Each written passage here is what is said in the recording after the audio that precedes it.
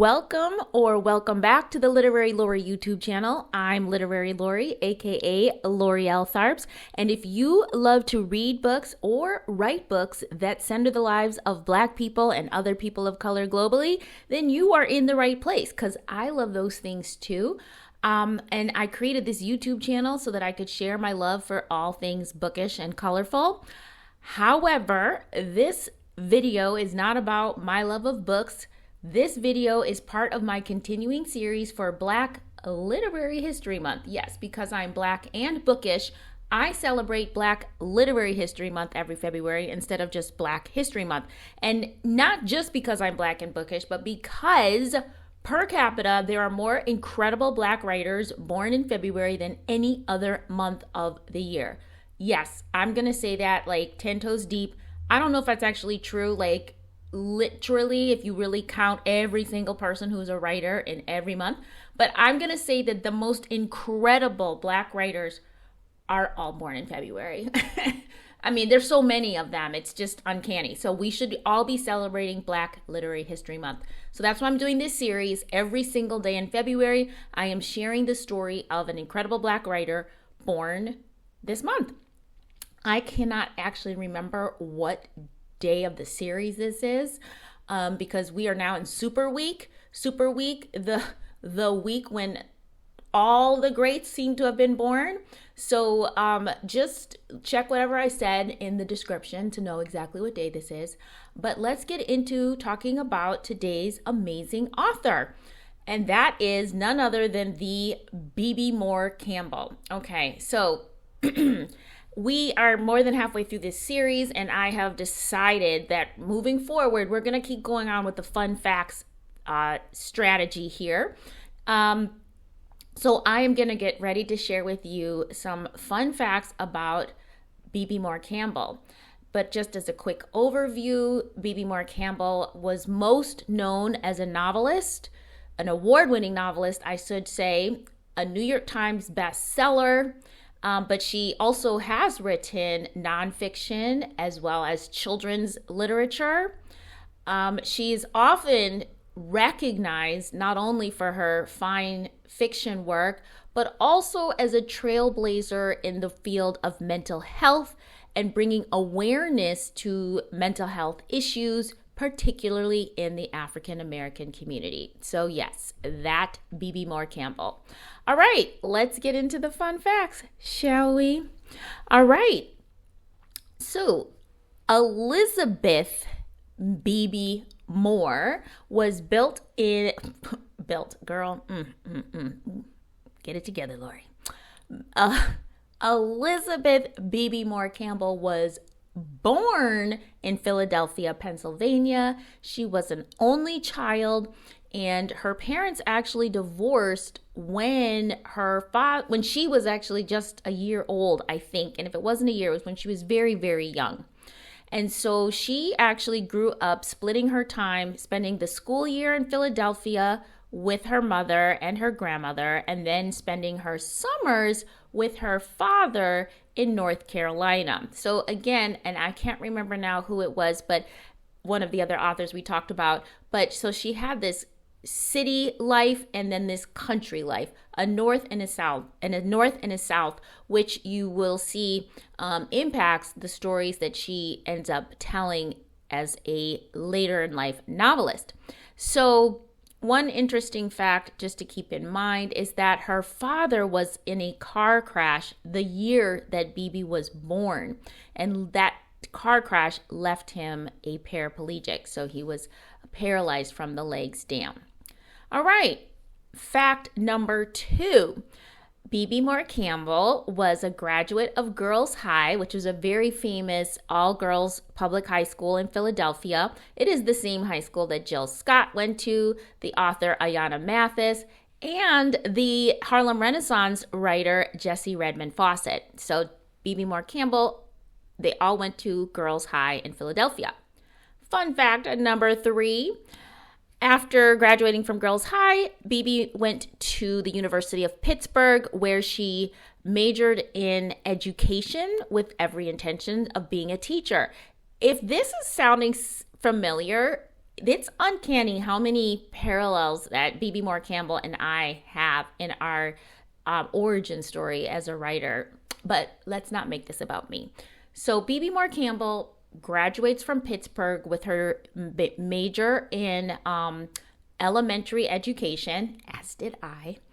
And then she started teaching. She's taught in Atlanta, and then she taught in Washington, D.C. However, this is the turning point. Now, notice I didn't mention that she had this she might have been a reader and a writer, but she wasn't intending on being a writer. What had happened was she wasn't loving her teaching career. And she took a writing class with none other than the Toni Cade Bambara. And after that class, she was like, I am going to be a novelist. I am going to be a writer. It was one of those aha moments for her. And so soon after she took that class, she was like, adios to teaching, and started to, start her career as a writer. Now, that doesn't just happen overnight. She starts submitting short stories, nonfiction essays, articles, starts going in towards the journalism realm. And it's hard. She's not getting a lot of things published in the beginning of her career. While all this is going on, next fun fact, I've lost track. I think we're at 5. She gets married. She marries a man named Tico Campbell. That's where she gets the Campbell on her name. And they have one daughter, Maya. However, that marriage does not last, and they get divorced. But Bebe does remarry in 1984. And her new husband's name was Ellis Gordon, also remember that name. And they have Maya, they raised Maya together, and Ellis came to the marriage with a son, Ellis the Third. So they have their family. Bebe's out here trying her best to get published, and she ends up making a really good name for herself as a freelance journalist, and her work is published in the New York Times, in the Washington Post, in Essence, and Ebony.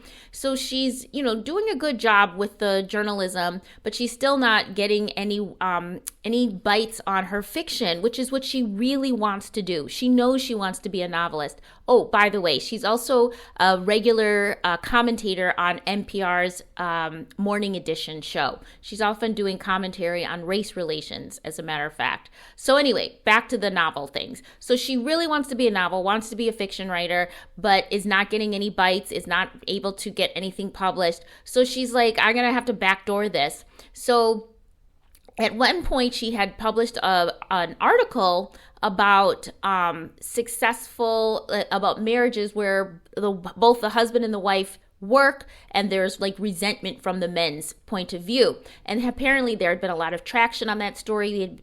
This was way before social media, but it kind of went viral. She said she was even on the Donahue show and, talking about this issue. So she was like, what if I write a book about that? So Bebe Moore Campbell's first book was actually based on that article. It was called Successful Women, Angry Men, Backlash in the Two-Career Marriage.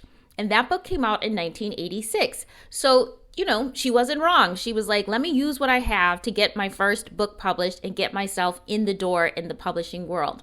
And then after that, she did not write a novel. She wrote a memoir, which again, this is the same process that I went through. She published her memoir called Sweet Summer, Growing Up With and Without My Dad.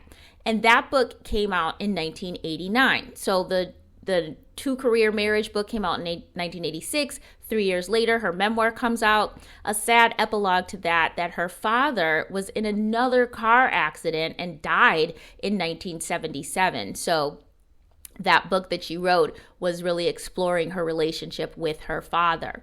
So now, though, she's written creative nonfiction memoir, and now she's able to get her book deal, her first novel. So remember, her memoir comes out in 89. So she's got a pretty good clip. 1986, the first book. 1989, the second book. And then in 1992, her first novel comes out, and that is the critically acclaimed Your Blues Ain't Like Mine, which was described as one of the most influential books of 1992 by none other than the New York Times Magazine. And that book was actually based on the murder. It wasn't based on, it was inspired by the murder of Emmett Till. which happened in 1955. And Bebe Moore Campbell does become well known for her books that blend both the historical and the contemporary. And she liked to do that too. She liked to have both things in her books. Her second novel was titled Brothers and Sisters. This book was inspired by the LA riots of 1992 and the beating of Rodney King. And this book would also be named a New York Times notable, and it was a bestseller when it was released in 1994. She wrote two more novels. One was called Singin' in the Comeback Choir and What You Owe Me. All of her books, yes, all of her books, all of these books, I should say, were optioned for film. They never got turned into film, but interestingly, the Singing in the Comeback Choir, do you know who was attached to direct that film? Maya Angelou. Yes. So you can see the level of the high regard with which Bebe Moore Campbell's work was thought of. So she writes a couple more novels, but then she writes a book that probably today most people know her by. I'm saying probably, but she ends up writing a book in 2005 called 72-Hour Hold. And that book is about a divorced woman raising her child who struggles with bipolar disorder. And after the kind of traditional mental health facilities and healthcare system fails her and her daughter, she ends up finding this kind of underground system of help run by Black people who help her with her daughter. And this underground system is it's kind of described as a modern day underground railroad. And Bebe Moore Campbell said that she herself had been dealing with a family member who dealt with bipolar disorder, and she had only wished she could have found something like she described in the novel. That was something she completely made up, but it was in response to the frustration of not being able to get her family member the help she needed. I think everybody knows now that the family member, she always said the family member to protect the family member while she was alive, but I think everybody now knows that the family member was her own daughter, Maya, who struggled very publicly with bipolar disorder for a long period of time. So again, while she was living, she never said it was her daughter, but since her passing, it's been very clear that it was her daughter who struggled with mental health issues. So interestingly, 72-Hour Hold, which is this is like next fun fact, people think that is the main book that she wrote about mental health issues. But the reality is that her first book about mental health was a children's book that came out in 2003. And it was called Sometimes My Mommy Gets Angry. That was, like I said, published in 2003, and it actually won the National Alliance on Mental Illness Outstanding Literature Award for that year. Also in that year, a play that Bebe Moore Campbell had written, called Even with the Madness debuted in June of 2003, and it was also another production, another piece of writing that tackled the issue of mental health and mental illness. So, clearly, the issue of mental illness became very important to Bebe Moore Campbell. She actively said that it was important for her to use her platform to speak, because when her daughter was first diagnosed, she herself and their family did a lot to hide it. They didn't want to talk about it. They tried to keep it under wraps. She was embarrassed, all the things. And she realized how her hiding was why she couldn't get the help she needed, because there was so much stigma attached to mental illness that, this resources didn't exist because nobody knew who was truly suffering. So kind of the latter half of Bebe Moore Campbell's life, she used her name, used her platform to really advocate for mental health awareness. And she used all of her writing. She used her best skill to bring even more attention, which again, a good novel can do that. but she did novels, she did children's books, she did plays, and she founded a chapter of the National Association of Mental Illness, did a lot of advocacy work.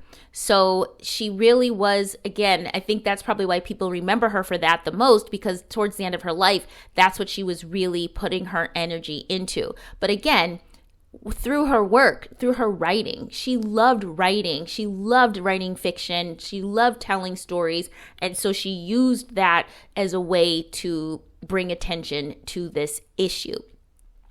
Sadly, this story ends right about there, because in late February 2006, remember 72 Hour Hold came out in 2005. So in late February 2006, Bebe Moore Campbell received a diagnosis of a neurological disease, or I can't get this straight, but she had brain cancer, and that's when the diagnosis came through in 2006, in February 2006. But she didn't stop writing even with that diagnosis. She was still writing, and in September of 2006, another children's book she wrote came out called Stompin' at the Savoy, and she kept writing and finished another children's book called I'm So Hungry. However, Bebe Moore Campbell died on November 27, 2006, before I'm So Hungry even was released. She, again, was diagnosed in February and died by November of the same year, and she was only 56 years old. Whew. So sad. And I think everybody knew that we would still be reading books by Bebe Moore Campbell if she hadn't been taken out by brain cancer so early. So I wanted to read what her obit from the New York Times, just a small paragraph about her, just to kind of summarize her impact in the literary world. They said, quote, along with writers like Terry McMillan, Miss Campbell was part of the first wave of Black novelists who made the lives of upwardly mobile Black people a routine subject for popular fiction. Straddling the divide between literary and mass market novels, Miss Campbell's work explored not only the turbulent dance between Blacks and whites, but also the equally fraught relationship between men and women, unquote. So you get a little context of who she was and who she was, where her work stands in the literary canon. And then this from the LA Times obit, and Bebe Moore Campbell actually did end up living in Los Angeles. Even though she was from Philadelphia, she spent the greater part of her adult professional life in Los Angeles. So this is what the Los Angeles Times obit said, quote, this was quoting novelist Paula Woods. She said, quote, Bebe was a passionate voice for Los Angeles. She wrote about the historical and social forces that make us rub against each other and spark. Her heart was in the African American community. There will be a gap without her. Already you feel that absence, unquote. Last fun fact. In May 2008, the U.S. House of Representatives announced July as Bebe Moore Campbell National Minority Mental Health Awareness Month. And I wanted you to remember the name of her husband. I've already forgotten his name. What was his name? Gordon. What is his name? Ellis Gordon. Sorry, Ellis Gordon. Ellis Gordon is still working with the mental health organizations that Bebe had started. He's still a passionate advocate for mental health awareness in the Black community in particular. It's now expanded into the Black community, the Latino community, and the Korean community. And he is still making sure people remember his wife's name when we talk about removing the stigma around mental health awareness. All right, this video is getting long. I'm going to finish with Bebe Moore Campbell's own words. So this is also my little bit of how you can incorporate some of the lessons that we can learn from these incredible writers. So one time she was asked which one of her books was her favorite, and she said, quote, the one I'm writing now. I wanted to add one thing she said about what made her want to tell stories. So somebody asked her, why do you always write stories about social issues, about racism, about relationships between the races, between men and women, or even about mental health? And she said, quote, "To me, there's no point in writing merely to entertain. I have to entertain because if I don't entertain you, you're not going to continue reading. But if I'm not out to enlighten or change your mind about something or change your behavior, then I really don't want to take the journey," unquote. So that's Bebe Moore Campbell. I'm curious if you're still watching. Do you know Bebe Moore Campbell? I mean, do you know her work? Have you read her books? Which ones were impactful for you? I know Bebe Moore Campbell mostly, again, from 72 Hour Hold, because I've met people who have that book helped them so much deal with the mental health issues in their own families. So leave a note in the comments if you are a Bebe Moore Campbell fan, which one of her books you liked the most. Again, her work some of it is historical and contemporary, combined in one, very issues oriented, but still like I don't want to say a fun read, but a good juicy read. So thank you so much for watching. I'll be back tomorrow. I didn't remember what episode this is today, but I know I'll be back tomorrow for another incredible story about another incredible author, Black author, born in February. And remember, this is like super week. This is the week when all the big guns are coming out. Thank you so much. I'll see you tomorrow. Bye.